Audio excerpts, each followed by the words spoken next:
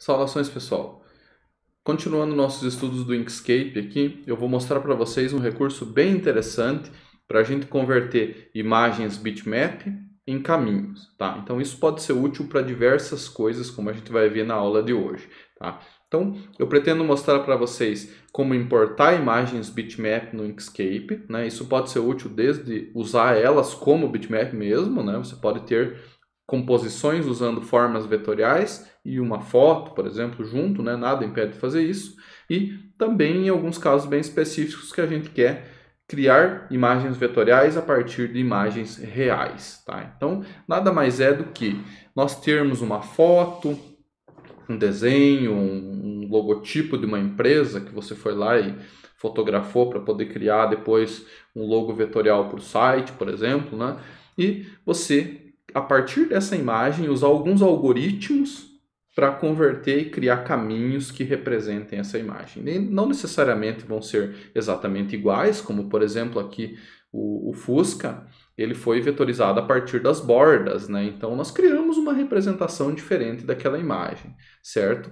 Isso pode ser feito manualmente, né? Você pode ir lá e colocar uma imagem de fundo e desenhar por cima dela, modificar os caminhos manualmente, tá? Em alguns casos, o melhor resultado vai ser esse, tá? Vai ser você não utilizar uma foto e não utilizar nada e fazer o desenho manualmente, né? Em outros casos, é bem viável a gente criar isso automaticamente. Então, deixa o Inkscape trabalhar para nós, né? E eu vou mostrar um pouco sobre esses algoritmos e esse processo na aula de hoje. Então, pessoal, aqui no Inkscape, a primeira coisa que eu gostaria de mostrar para vocês é como importar essas imagens bitmap para dentro do nosso Canvas aqui, tá? Então, nós temos várias formas de fazer isso. A primeira delas é através do menu aqui, ó, File Import, tá? Então, aqui eu consigo importar, por exemplo, uma foto aqui, eu consigo importar ela para dentro do Inkscape, né? E isso, ele me traz algumas opções. O que eu gostaria que vocês prestassem atenção são essas duas aqui, ó, o Embed e o Link. O Link, ele vai manter só um link com a imagem original. Então, se você apagar ou mudar de pasta ela, por exemplo, o teu SVG já quebrou. Então, eu prefiro sempre usar o Embed aqui, que ele vai guardar toda a informação da imagem junto com o teu SVG do Inkscape, né? Então, aqui a gente consegue trazer uma imagem para dentro do Inkscape. Beleza? Essa foi a primeira forma. Eu vou apagar aqui para a gente fazer de volta. Então, se a gente quiser também carregar um arquivo do computador aqui, você pode simplesmente arrastar ele para dentro do Inkscape. O processo é o mesmo, tá? Ele é até um pouco mais prático, né? Eu vou deixar já o Mickey aqui para a gente trabalhar depois, tá? E uma última forma que eu particularmente acho bem interessante é utilizar imagens de outros aplicativos. Por exemplo, do próprio Google Chrome, você pode fazer uma pesquisa por imagem e copiar elas para dentro do Inkscape, né? Então, por exemplo, eu vou pegar aqui a logo do Blender, né? Então, uma imagem aqui da internet, uma imagem qualquer, né? Eu posso vir aqui, clicar com o botão direito, copiar e simplesmente colar no Inkscape. Então essa é a forma que eu mais uso, na verdade, né? Tanto copiando lá do GIMP ou de outros softwares para cá e colo aqui no Inkscape. Beleza, pessoal? Então assim a gente consegue trazer imagens bitmap aqui para dentro. Nada impede vocês de usarem elas assim, tá? Você pode vir aqui, criar formas geométricas aqui por cima das imagens bitmap.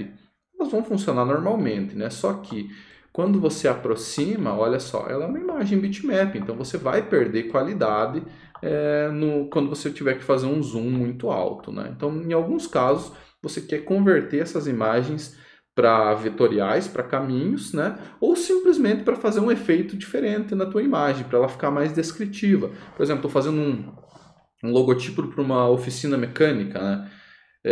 Pode ser que case melhor com o teu design um desenho de um carro, ali uma vetorização, pode ser que fique mais agradável do que colocar uma foto de um veículo, por exemplo, né? Então, a gente vai ver como fazer isso na aula de hoje. Então, pessoal, o primeiro passo para a gente trabalhar com vetorização, a gente já fez, que foi a importação dessas imagens para dentro do Inkscape.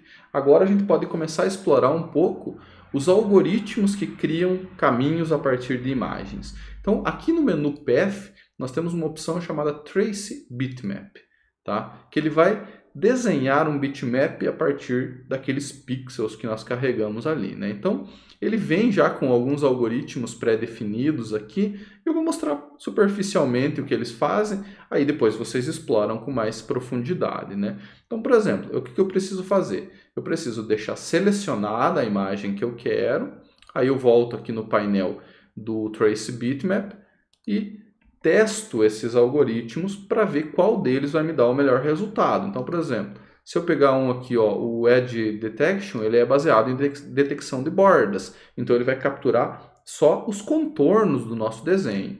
O Brightness aqui, ele é baseado em brilho, né? Então, quanto mais escura as áreas da tua imagem, mais chances dela entrar para o resultado final do algoritmo, né? Então, reparem que tudo aqui, ó, tanto o calção do Mickey quanto os braços, eles ficaram da mesma cor, né? Se a gente mexer nos parâmetros aqui do algoritmo, por exemplo, vou colocar um 0,2 aqui. Olha só, ele já diminui o efeito, né? E assim você tem que brincar aqui nesses parâmetros até achar algo que fique adequado para o teu projeto, né? Então, por exemplo, se a gente assumimos que esse aqui é o resultado que a gente pretende. Eu vou clicar em OK. Ele gerou um caminho vetorial por cima da nossa imagem. Então, aparentemente, não aconteceu nada, né? Só que, se eu arrastar esse cara, olha só, eu tenho um caminho vetorial desenhado a partir daquela imagem, né? Então, ele não ficou 100% perfeito porque eu não tunei o algoritmo. Eu tenho que ir fazendo testes até ter um resultado adequado, né? Mas aqui é uma imagem vetorial, olha, nós podemos escalonar ela infinitamente sem perder qualidade. Tranquilo? Então, outra coisa que eu queria mostrar para vocês. Nós temos algoritmos que fazem uma passada só, que são esses single scan.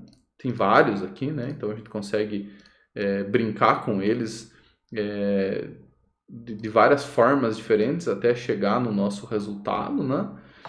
E nós temos também algoritmos que fazem múltiplas passadas. Esses algoritmos de múltiplos passes, múltiplos scans, eles conseguem pegar até as cores, né? Então aqui vai ter um processamento maior envolvido, só que nós temos um resultado um pouco melhor, né? Então, por exemplo, baseado no brilho, baseado em cores aqui, olha só que interessante, ele vai considerar as cores também, né?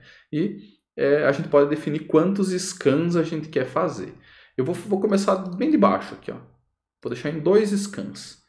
O que ele vai fazer? Vai detectar as duas cores mais predominantes no desenho. No nosso caso aqui, o que era? O preto, né? Que o Mickey tem bastante áreas pretas aqui. E o branco, que é a imagem lá de trás, ó. É o fundo da nossa imagem. Ela não tinha fundo transparente, né?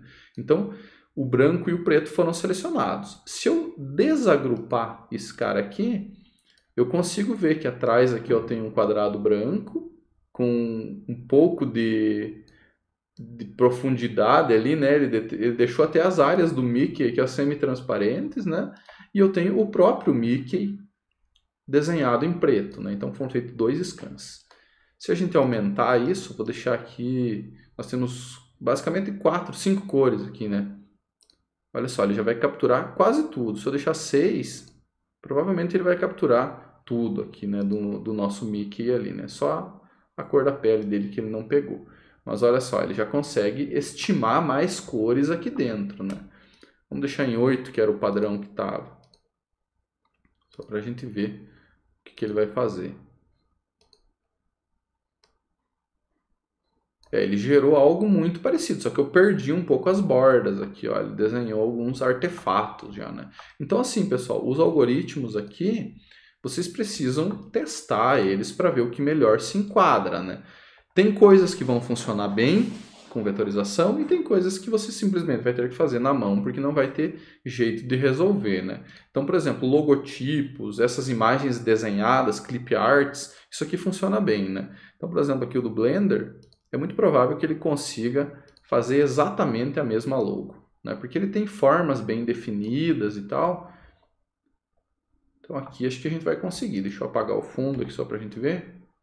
Olha só, ficou praticamente perfeito a nossa vetorização, né? Então agora eu tenho a imagem, eu vou deixar uma do lado da outra aqui para a gente ver, ó. eu tenho a imagem bitmap, que ela tem sim um desfoque quando a gente dá o zoom, e nós temos uma outra imagem aqui que ele gerou com alguns artefatos, né? Se a gente deixar com 3 passes só, eu acho que ele vai pegar certo. Porque aí ele vai pegar só as 3 cores mais predominantes, né? Então ele não deve gerar artefatos agora. Olha só, agora ficou perfeito. Agora ele conseguiu um resultado ótimo aqui. Então reparem que agora nós temos a imagem bitmap, que eu não consigo editar, e nós temos uma imagem vetorizada, que eu consigo modificar. Então, pessoal, a aula de hoje era basicamente isso. Eu queria mostrar para vocês esses detalhes. Posso fazer com foto também? Pode. Se você escolher uma foto lá, uma fotografia efetivamente, ele vai vetorizar de alguma forma ou de outra. Aí vai de você tunar os algoritmos para pegar o menos possível de lixo, tá? Pegar só a área de interesse. Vão funcionar bem fotos que tem fundo branco ou fundo só de uma cor, fotos que tem cantos e bordas bem definidas, que não tem muitas variações de iluminação. Isso aí vai funcionar legal na vetorização. Outras fotos assim mais complexas, com muitos elementos na imagem, provavelmente você vai ter que tunar muito o algoritmo para chegar em alguma coisa aceitável. Tranquilo, pessoal? Então era isso que eu queria mostrar na aula de hoje. Valeu!